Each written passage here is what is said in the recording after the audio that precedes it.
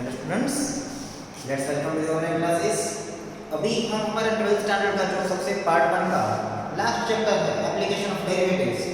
वैसे तो ये पूरा का पूरा चैप्टर हमारा खत्म हो ही चुका है, लेकिन अभी हम सिर्फ एग्जांपल्स की प्रैक्टिस कर रहे हैं। मोस्ट ऑफ जो सारी मेथड थी वो तो हम ऑलरेडी डिस्कस कर चुके हैं। आज का भी वीडियो लेक्चर सिर्फ एग्जांपल्स की प्रैक्टिस के लिए ही है, तो सब लोग ध्यान दीजिए। एग्जांपल शुरू करते हैं। અત્યારે ભાગ 1 નું જે છેલ્લું પ્રકરણ છે વિકલિતના ઉપયોગો, આમ તો જોવા જઈએ તો આપણું પ્રકરણ આપણું પૂરું થઈ જ ગયું છે। અલગ અલગ જે કંઈ પણ એમાં મેથડ આવે છે એ પણ આપણે ભણી ચૂક્યા છીએ।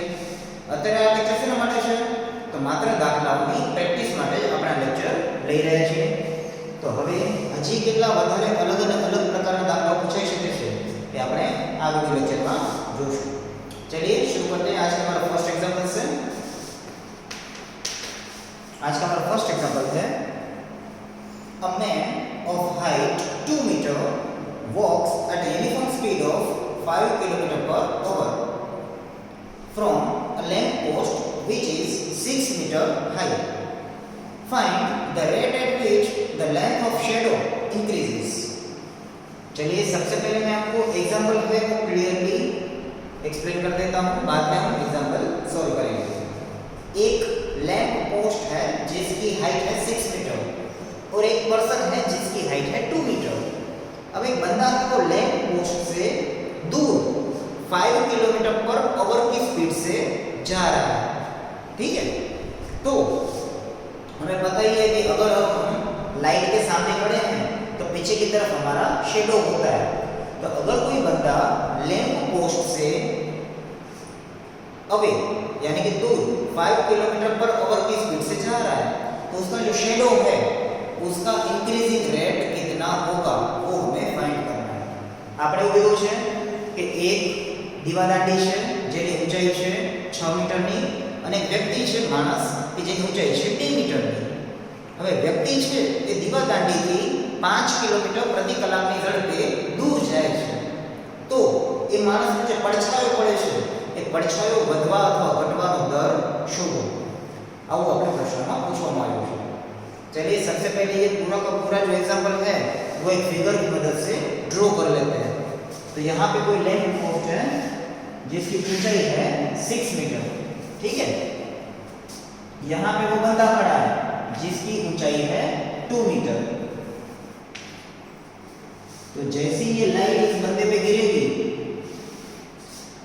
तो यहाँ पे होगा उसका शेडो। यहाँ पे पर्सन है, यहाँ पे लैंप पोस्ट है और ये जो पार्ट है वो होगा उसका शेडो। यहाँ व्यक्ति उभो છે 2 મીટરની ઊંચાઈ, આ તમારી દીવાદાંડી 6 મીટરની ઊંચાઈ અને દીવાદાંડીનો જે પડછાયો પડે છે એ આ જે ભાગ છે અહીંયાથી આ ભાગ એ થશે તમારો વ્યક્તિનો પડછાયો। એ વધવા અથવા ઘટવાનો દર આપણે શોધવાનું પૂછ્યું છે। चलिए सबसे पहले सभी पॉइंट को कुछ ना कुछ नाम दे देते हैं।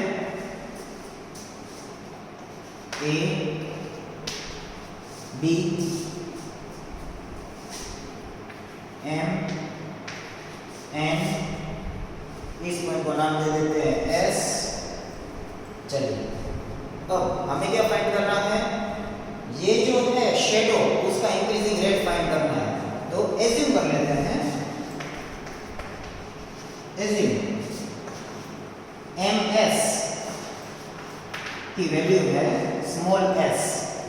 આપણે ધારી લઈએ કે ms જે છે એ છે પડછાયો, પડછાયાને કહી દઈએ આપણે સ્મોલ s અને am લંબાઈ છે लेंथ am इसको एज्यूम कर लेते हैं l, ठीक है।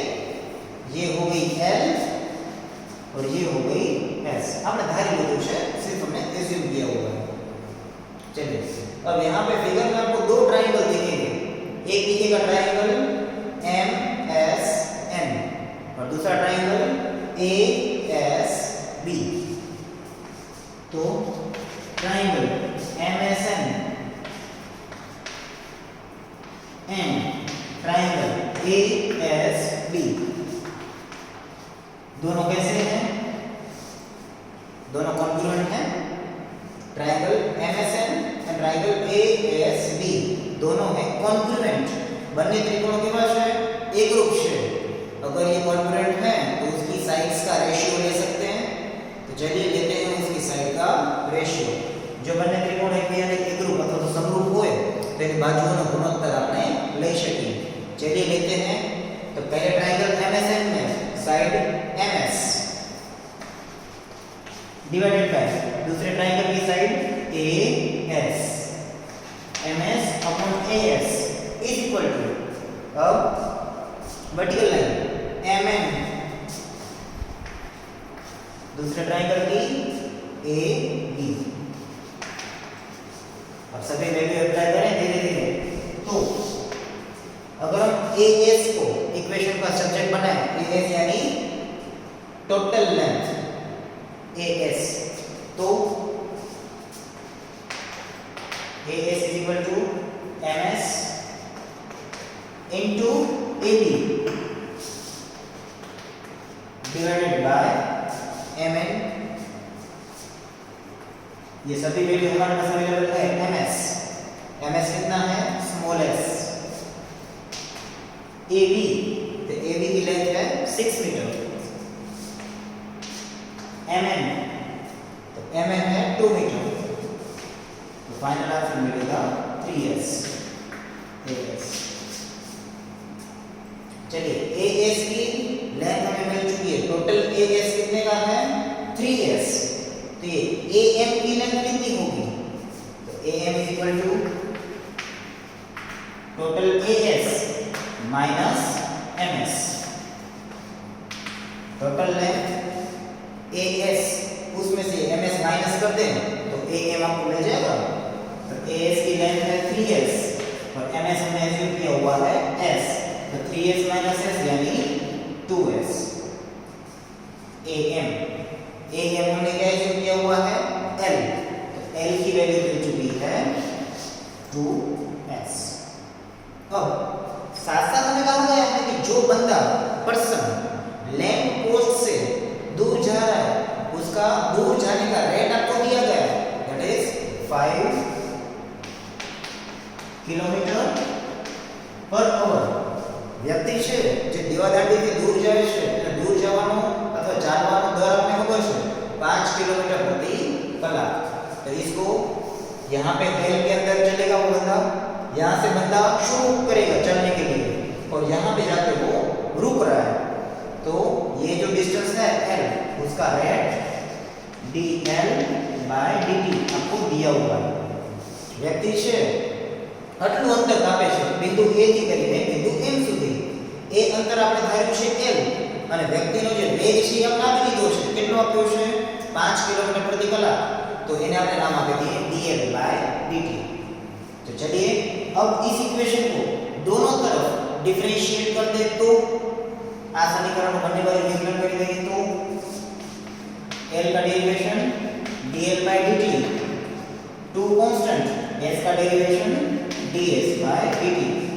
यहां पर हम डेरिवेशन ले रहे हैं विद रिस्पेक्ट टू टाइम. આપણે સમયની સાપેક્ષે વિકલન લઈએ છીએ. तो ds/dt अब इसमें वैल्यू अप्लाई कर दें तो dl/dt की वैल्यू आपको दी गई है 5 2 ds/dt. यहाँ पे टू मल्टीप्लिकेशन में सामने जाएगा तो डिवीजन में ds/dt इज इक्वल टू 5/2. हमें यही तो फाइंड करना था कि ये शेडो है उसका इंक्रीजिंग रेट कितना है. शेडो को नाम दिया है हमने s, यानी कि हमें फाइंड करना था ds/dt. तो ds/dt की वैल्यू मिली है 5/2. यूनिट लिखना कंपलसरी है. यूनिट क्या होगा? Kilometre per hour. આપણે આ શોધવાનું હતું ds/dt. ત્યારે પડછાયાને આપણે નામ આપ્યું હતું s. તો પડછાયો વધવા અથવા ઘટવાનો દર કેટલો? ds/dt આપણે શોધવાનો હતો. तो ds/dt આપણે મળી ગયો 5/2 किलोमीटर प्रति कलाक. आ गया समझ में पूरा एग्जांपल? सबसे पहले इस एग्जांपल के लिए आपको क्या करना है? एक अच्छी सी फिगर बनानी है. अगर ये फिगर आपके दिमाग में पूरी की पूरी क्लियर होगी तो फिर आपको एग्जांपल में कोई दिक्कत नहीं आएगी. लैंप की हाइट, पर्सन की हाइट हम ऑलरेडी बता दिए. हमने क्या एज्यूम किया है? सिर्फ लैंप पोस्ट से ये इंसान जहां पे रुका हुआ है वो डिस्टेंस और उसका शेडो वो सिर्फ हमने एज्यूम किया हुआ है. तो उसके ऊपर से हमें फाइनल आंसर मिल जाएगा. क्लियर? आगे समझ में? चलिए लेते हैं नेक्स्ट एग्जांपल.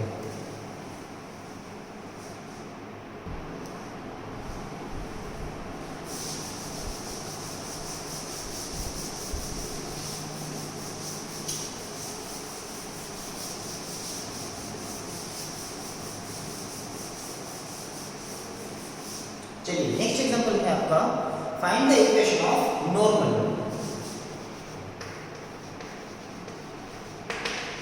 हमें क्या फाइंड करना है? Equation of normal. अभिलंबનું સમીકરણ શોધવાનું છે। Find the equation of normal to the curve x2 = 4y। आपको कर्व दिया गया है x2 = 4y and which passes through the point 1 2।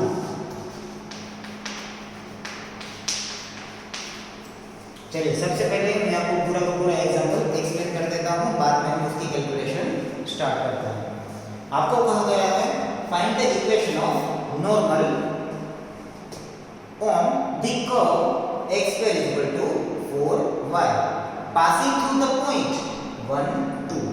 यानी कि हमें इस कर्व के ऊपर एक नॉर्मल का इक्वेशन फाइंड करना है और ये कर्व है उसके ऊपर कहीं पे कोई पॉइंट है 1 2, ऐसा हमें दिया गया है। चलिए कैसे करेंगे? तो सबसे पहले हमें इतना पता है कि एक टॉपिक हमने स्टडी किया था टेंजेंट एंड नॉर्मल। तो डायरेक्टली तो हमें नॉर्मल का स्लोप नहीं मिलेगा, टेंजेंट या नॉर्मल उसका इक्वेशन लिखना हो तो हमें दो चीजों की रिक्वायरमेंट होती है, एक स्लोप और दूसरा पॉइंट जिसमें से वो लाइन पास होती है। આપણે સમીકરણ શું આપ્યું છે? આપણે અભિલંબનું સૂત્ર શોધવાનું છે। કયો અભિલંબ? જે વક્ર x2 = 4y માંથી પસાર થતો હોય તથા એ જે અભિલંબ છે એના ઉપર ક્યાંક બિંદુ આવેલું છે 1 2। હવે આપણે ખબર છે આપણે ટોપિક ભણ્યા છે સ્પર્શક અને અભિલંબ। તો સ્પર્શક હોય અભિલંબ અંતે શું છે? એક રેખા। અને રેખાનું સૂત્ર લખવા માટે આપણે બે વસ્તુ જોઈએ, એક જોઈએ ઢાળ અને બીજો જોઈએ બિંદુ। બરાબર છે? तो सीधे सीधू આપણે અભિલંબનું સૂત્ર ન મળે, પહેલા આપણે શું શોધવું પડે? સ્પર્શકનો ઢાળ, અને સ્પર્શકના ઢાળ ઉપરથી આપણે અભિલંબનો ઢાળ શોધતા હોઈએ છીએ। डायरेक्टली हमें नॉर्मल का स्लोप नहीं मिलेगा, सबसे पहले हमें टेंजेंट का स्लोप फाइंड करना पड़ेगा। टेंजेंट का जो स्लोप मिलेगा उसके ऊपर से हम नॉर्मल का स्लोप फाइंड करेंगे। ठीक है, तो चलिए करते हैं शुरू। तो टेंजेंट का स्लोप कहां से मिलेगा? ये जो इक्वेशन आपके पास अवेलेबल है x2 = 4y, उसको विथ रिस्पेक्ट टू x दोनों तरफा डेरिवेशन कर देते हैं। आज ये वक्र છે આપણી પાસે x2 = 4y, ये समीकरण બંને બાજુ x ની સાપેક્ષે विकलन કરી દઈએ તો x2 = 4y। अब दोनों तरफ डिफरेंशिएशन लेंगे, x2 का डेरिवेशन 2x, 4 कांस्टेंट, y का डेरिवेशन dy/dx। 4 सामने डिवीजन में लेके जाए तो dy/dx = 2x/4 यानी x/2। चलिए हमें स्लोप मिला है, ये स्लोप किसका है? टेंजेंट का। आज ढाल મળ્યો એ ढाल से નો છે? स्पर्शकનો ढाल છે। क्लियर? अब दूसरा में कहा गया है कि स्लोप है हमारा, सॉरी ये नॉर्मल या टेंजेंट जो भी है कौन से पॉइंट में से पास होता है वो तो हमें पता ही नहीं है।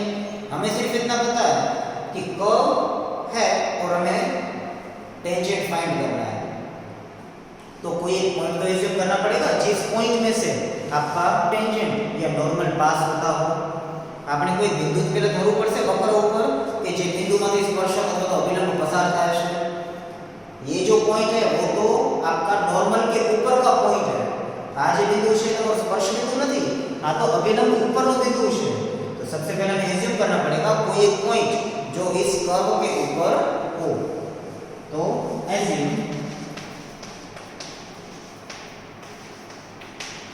Point HK is on x2 = 4y। हमने एज्यूम कर लिया है कोई पॉइंट HK x2 = 4y के ऊपर है। अब ये पॉइंट इस कर्व के ऊपर है तो यहाँ पर x की जगह पे h और y की जगह पे k लिख सकते हैं। चलिए लिख देते हैं, तो ये हो जाएगा h² = 4k। આપણે ધારી લઈએ કે કોઈ બિંદુ hk એ આ વક્ર ઉપર છે, વક્ર ઉપર હોય તો x ની જગ્યાએ h અને y ની જગ્યાએ k આપણે લખી શકીએ। तो h का वर्ग बराबर 4k। चलिए अब बात करते हैं स्लोप के लिए। तो स्लोप का इक्वेशन हमें मिला है x/2। अब ये स्लोप हमें किसके ऊपर फाइंड करना है? पॉइंट hk के ऊपर।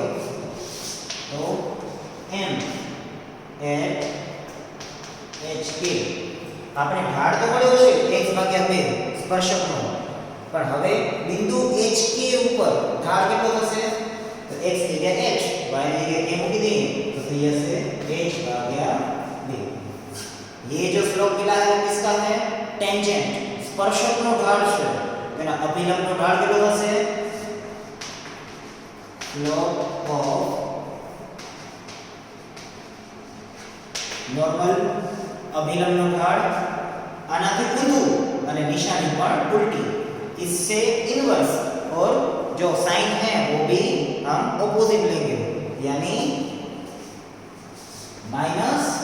-2/h तो स्लोप ऑफ नॉर्मल भी हमको मिल चुका है पॉइंट आपको पता है जिस पॉइंट में से आपका नॉर्मल पास होता है वो पॉइंट और ये स्लोप दोनों चीजें आपको पता है तो पॉइंट और स्लोप पता हो तो लाइन का इक्वेशन फाइंड कर सकते हैं y - y0 m x - x0 आपको याद ही होगा अब ये इक्वेशन आ सूत्र તમને યાદ જ છે કે બિંદુ અને ઢાળ ખબર હોય એના પર રેખાનું સૂત્ર y - y0 m x - x0 तो पॉइंट हमारे पास अवेलेबल है hk स्लोप हमारे पास अवेलेबल है तो डायरेक्टली नॉर्मल का इक्वेशन लिख सकते हैं तो चलिए करते हैं शुरुआत इक्वेशन ऑफ नॉर्मल अभिलंबનું सूत्र y - y0 यानी k is equal to m यानी -2/h x - x0 x0 की वैल्यू h x - h चलिए अब इसको कर देते हैं थोड़ा सा सिंपलीफाई अब ये आपका इक्वेशन तो है नॉर्मल का लेकिन इसके अंदर वैल्यू अप्लाई करनी बाकी है वैल्यू तो चलिए ठीक है बाद में भी अप्लाई कर सकते हैं साथ साथ कहा गया है कि ये पॉइंट 1 2 है वो इस नॉर्मल के ऊपर ही है बिंदु 1 2 से ये अभिलंब ऊपर नो बिंदु है तो इस इक्वेशन में x की जगह पे 1 और y की जगह पे 2 ले सकते हैं जो बिंदु अभिलंब ऊपर हो तो x की जगह 1 और y की जगह पे ले सकते हैं आपने चलिए ले लेते हैं तो ये हो जाएगा 2 - k = -2/h 1 - h अब इसको सॉल्व करें तो 2h minus kh is equal to -2 plus 2h clear okay मैंने क्या किया है h को सामने मल्टीप्लाई कर दिया तो 2h minus kh is equal to -2 plus 2h ये प्लस 2h सामने जाएगा तो प्लस 2h माइनस 2h हो जाएगा आपके कैंसिल अब यहाँ पे बचा है -kh यहाँ पे बचा है -2 अब दोनों जगह से माइनस साइन पे कैंसिल कर दें तो kh is equal to 2 so we can write k is equal to h/2 तो k की वैल्यू मिली है हमें h/2 अब ये k की वैल्यू h/2 हम कहां पे अप्लाई करेंगे ये जो इक्वेशन हमारे पास अवेलेबल है उसके अंदर अप्लाई करते हैं k is equal to h/2 तो अब ये इक्वेशन हम अप्लाई करते हैं यहां पे k is equal to h/2 तो कितना हो जाएगा h square is equal to 4 और k की जगह पे हमें लिखना है h/2 h square is equal to 2h दोनों तरफ से एक एक h कैंसिल कर दें तो h की वैल्यू मिलेगी आपको 2 अब h की वैल्यू अगर 2 है तो 2/2 k की वैल्यू मिलेगी आपको 1 हमने क्या किया सबसे पहले ये पता था कि नॉर्मल है ये पॉइंट 1 2 नॉर्मल के ऊपर है तो ये नॉर्मल का इक्वेशन हमें मिल चुका था इस इक्वेशन के अंदर x की जगह पे 1 और y की जगह पे 2 ले लिया तो हमें इक्वेशन मिला k h/2 k h/2 equation मैंने यहाँ पे अप्लाई किया तो हमें h और k दोनों की वैल्यू मिल गई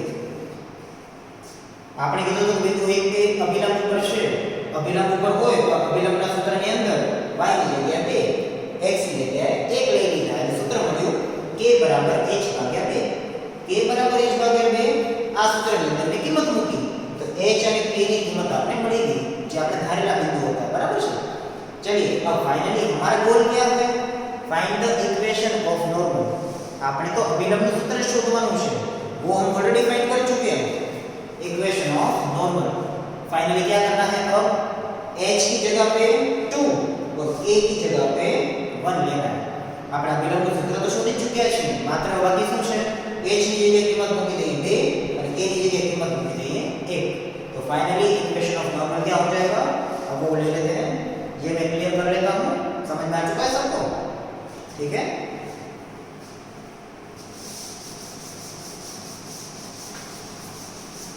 तो finally equation of normal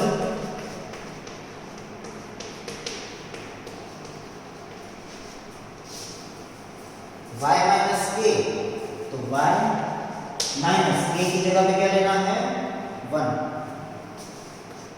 is equal to minus 2 by h minus 2 h यानी 2 x minus h x minus h की वैल्यू होगी 2 तो फाइनली अब सिंपलीफाई करना है हमें अब सिंपलीफाई कर देते हैं सादरूप आपको अंश रखना है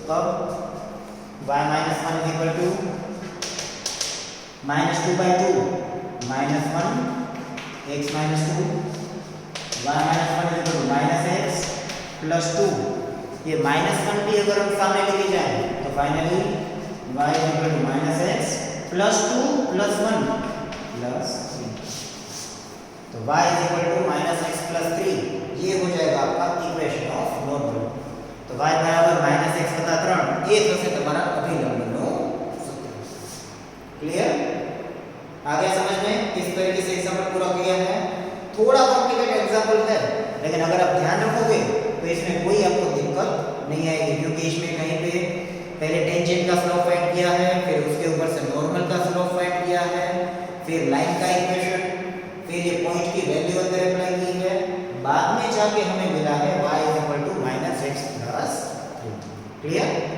तो आज के वीडियो लेक्चर को यहाँ तक रखते हैं नेक्स्ट वीडियो लेक्चर में फिर से कुछ एग्जांपल्स की प्रैक्टिस करेंगे तब तक आप लोग अपने टेक्स्ट बुक की एक्सरसाइज में अभी भी जो एग्जांपल्स कुछ आपके बाकी रह गए हैं उसकी प्रैक्टिस करते रहिए अगर कोई एग्जांपल आपको समझ में नहीं आता है तो आप हमें पूछ सकते हैं